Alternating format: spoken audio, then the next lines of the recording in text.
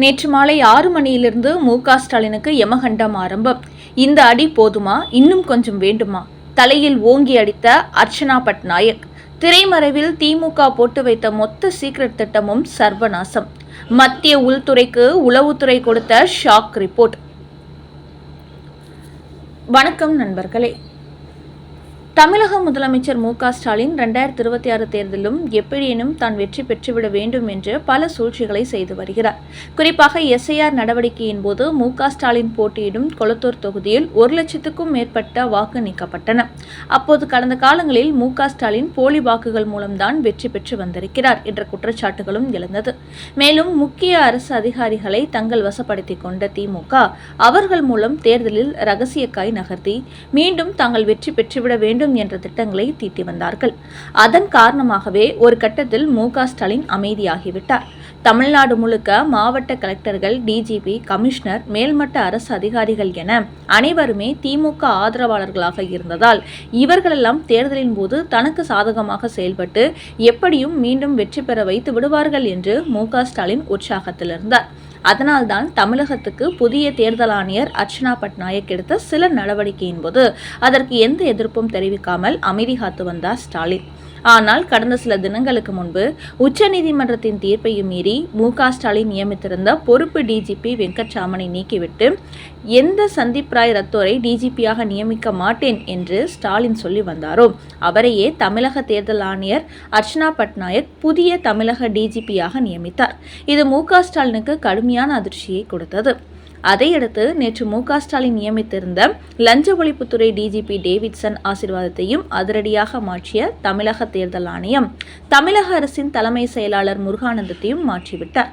இந்த 2 இடத்துக்கும் சாய்குமார், சந்தீப் மிட்டல் என்ற இருவர் நியமிக்கப்பட்டுள்ளார்கள். இது அறிவாலயத்தை ஆட்டம் காண வைத்திருக்கிறது.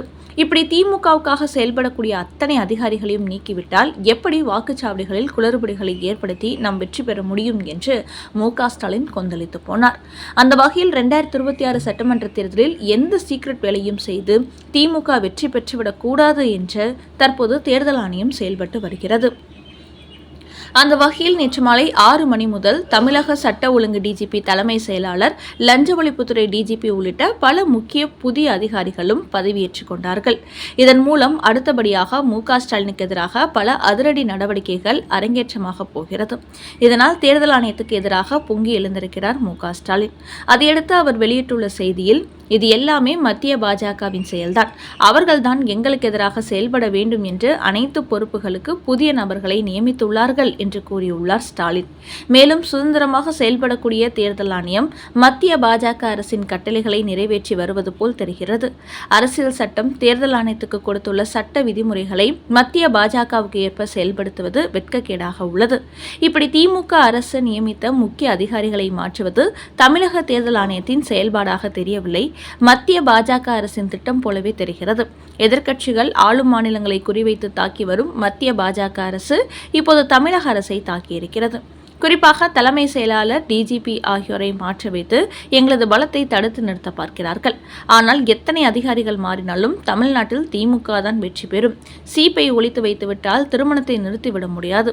தேர்தல் ஆணையம் தற்போது செய்திருப்பது அதிகார அத்துமீறலாகும், ஆணவத்தின் உச்சகட்டம் என்று கூறியுள்ள ஸ்டாலின் கண்ணீர் விட்டு கதறி அழுதுள்ளார் என்றுதான் சொல்ல வேண்டும். அந்த அளவுக்கு திமுகவின் அடிவருடிகளாக இருக்கும் நபர்களாக பார்த்து பார்த்து தமிழ்நாடு முழுக்க முக்கிய IPS, IAS அதிகாரிகளை நியமித்து வைத்திருந்தார். இப்போது அவர்களெல்லாம் தேர்தல் ஆணையம் ஒட்டுமொத்தமாக தட்டி தூக்கிவிட்டதால் நிராயுதபாணியாக களத்தில் இருப்பது போன்று தனது ஆதரவு அதிகாரிகள் அத்தனை பேரையும் இழந்து கலங்கி போயிருக்கிறார் ஸ்டாலின். இவர்கள் மட்டுமின்றி மாநகராட்சி வட்டாரங்களில் திமுகவுக்கு சாதகமாக இருக்கும் இன்னும் சில முக்கிய அதிகாரிகளும் தற்போது கண்காணிப்பு வலயத்திற்கு கொண்டு வரப்பட்டுள்ளார்கள். அதனால் தேர்தல் வருவதற்குள் திமுகவின் கொத்தடிமை அதிகாரிகள் அத்தனை பேரையுமே தேர்தல் ஆணையம் பிடுங்கி எறிந்து விடுவார்கள் என்பது தெரிய வந்துள்ளது. மேலும் தமிழகத்தில் தேர்தல் தேதி அறிவித்த போது 3 ஆண்டுகளாக தொடர்ச்சியாக ஒரே இலக்காவில் பதவி வகித்துள்ள முக்கிய அதிகாரிகள் மாற்றம் செய்யப்படுவார்கள் என்று அறிவிக்கப்பட்டிருந்தது. அந்த அடிப்படையில்தான் ஸ்டாலின் தனக்கு சாதகமாக செயல்படக்கூடிய அதிகாரிகளை தொடர்ந்து முக்கிய பொறுப்புகளில் வைத்திருந்த நிலையில் தற்போது அவர்களை நீக்கும் வேலைகள் நடைபெற்று வருகிறது. தமிழக சட்டமன்ற தேர்தலுக்கு இன்னும் 2 வாரங்களே உள்ள நிலையில் இனிமேல் முக்கிய அதிகாரிகளை மாற்ற மாட்டார்கள் என்று மு.க.ஸ்டாலின் நினைத்திருந்த நேரத்தில் எதிர்பாராத வகையில் முக்கியத்துவம் வாய்ந்த அதிகாரிகளை அடுத்தடுத்து கட்டம் கட்டியுள்ள தமிழக தேர்தல் ஆணையம் அந்த இடத்துக்கு உடனடியாக புதிய நபர்களை கொண்டு வந்து எனக்கு நேற்று மாலை 6 மணியிலிருந்து அவர்களை பணியில் அமர்த்திவிட்ட நிலையில் இன்னும் சில 2ஆம் தட்டு அதிகாரிகளும் அடுத்தடுத்து களையெடுக்கப்பட இருப்பதாகவும் தகவல்கள் வெளியாகியுள்ளன.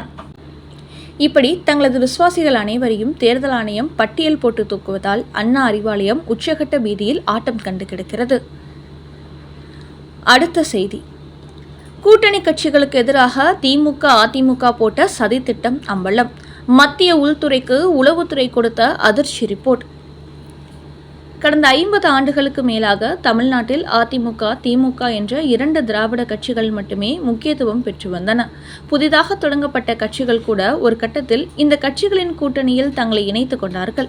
ஆனால் இந்த 2026 சட்டமன்ற தேர்தலில் தமிழக வெற்றிக் கழகம், நாம் தமிழர் கட்சி என திராவிட கட்சிகளுக்கு எதிராக களம் இறங்கியுள்ளார்கள். அதேபோன்று பாஜக, காங்கிரஸ் போன்ற தேசிய கட்சிகளும் தமிழ்நாட்டில் அழுத்தமாக கால் பதிக்க தீவிரம் காட்டுகிறார்கள். அதனால்தான் பிரதமர் மோடி, அமித்ஷா ஆகியோர் அடிக்கடி தமிழகம் வந்து பிரச்சாரம் செய்கிறார்கள். அதேபோன்று காங்கிரஸ் கட்சியும் திமுகவிடம் ஆட்சி அதிகாரத்தில் பங்கு கேட்டது பாஜகவும் என்டிஏ கூட்டணி ஆட்சி என்று கூறி வருகிறது. இதனால் தற்போது திமுக அதிமுக என்ற 2 கட்சிகளுமே கூட்டணி கட்சிகளை வீழ்த்த திட்டமிட்டு வருவதாக கடந்த வாரத்தில் மத்திய உள்துறைக்கு உளவுத்துறை ஒரு அதிர்ச்சி ரிப்போர்ட் கொடுத்திருக்கிறது. அதில் என்ன கூறப்பட்டுள்ளது என்றால், அதிமுக தலைமையிலான கூட்டணியில் இடம்பெற்றுள்ள பாஜக, பாமக, அமமுக போன்ற தோழமை கட்சிகளின் வெற்றியில் அதிமுகவினர் கவனம் செலுத்த வேண்டாம் என்று எடப்பாடி பழனிசாமி கட்சி நிர்வாகிகளுக்கு மறைமுகமாக உத்தரவு போட்டுள்ளாராம். இதேபோல்தான் மு.க.ஸ்டாலின் திமுகவை சேர்ந்த நிர்வாகிகள் யாரும் கூட்டணி கட்சிகளின் வெற்றிக்காக பாடுபட வேண்டாம், அவர்களை இந்த தேர்தலில் முழுமையாக தோல்வியடைய செய்ய வேண்டும், இல்லையென்றால் அடுத்த தேர்தலில் ஆட்சி அதிகாரத்தில் பங்கு, கூடுதல் தொகுதி என்று இன்னும் பெரிய அளவில் டார்ச்சர் கொடுப்பார்கள். அதனால் கூட்டணி கட்சிகளை வெற்றி பெற விடாமல் தடுத்து விடுங்கள் என்று உத்தரவு போட்டுள்ளார். அந்த வகையில் கூட்டணியில் இடம்பெற்றுள்ள கட்சிகள் வளர்ந்தால் அது அதிமுக மற்றும் திமுக என்ற 2 கட்சிகளுக்குமே எதிர்காலத்தில் சிக்கலாகிவிடும் என்பதற்காக இந்த 2 கட்சிகளுமே இதுபோன்ற வேலைகளில் ஈடுபட்டு இருப்பதாக உளவுத்துறை மத்திய உள்துறைக்கு ரிப்போர்ட் கொடுத்திருக்கிறது.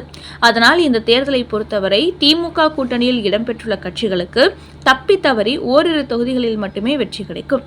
மற்றபடி பெருவாரியான தொகுதிகளில் அதிமுக திமுக கட்சிகளே வெற்றி பெறும் என்பது தெரியவந்துள்ளது. என்டிஏ கூட்டணி வெற்றி பெற்றால் கூட்டணி ஆட்சிதான், மீண்டும் திட்டவட்டமாக சொன்ன பாஜக தேசிய தலைவர். அதிமுக பாஜக கட்சிகளுக்கிடையே கூட்டணி உருவானதிலிருந்தே 2026 தமிழ்நாட்டில் தேசிய ஜனநாயக கூட்டணி ஆட்சி என்று அமித்ஷா கூறி வருகிறார். அதேபோன்று பிரதமர் மோடியும் கூறி வருகிறார். ஆனால் எடப்பாடி பழனிசாமி அறுதி பெரும்பான்மை தொகுதிகளில் வெற்றி பெற்று நாங்கள் தனித்து ஆட்சி அமைப்போம் என்று கூறி வருகிறார்.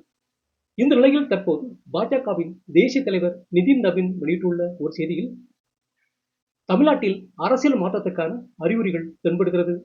அதனால் தேசிய ஜனநாயக கூட்டணி கண்டிப்பாக வெற்றி பெறும். அப்படி வெற்றி பெற்று தமிழ்நாட்டில் என்டிஏ ஆட்சி அமையும் என்று கூறியிருக்கிறார். அதோடு தமிழ்நாட்டில் எங்கள் கூட்டணிக்கு அதிமுக தான் தலைமை என்றாலும் பல கட்சிகளை ஒன்றிணைத்து நாங்கள் அந்த கூட்டணியை உருவாக்கினோம். அதனால் எங்கள் கூட்டணி வெற்றி பெற்றால் கூட்டணியில் உள்ள அனைத்து கட்சிகளுமே ஆட்சியில் இடம்பெறுவார்கள் என்று அவர் தங்களது நிலைப்பாட்டை திட்டவட்டமாக தெரிவித்திருக்கிறார்.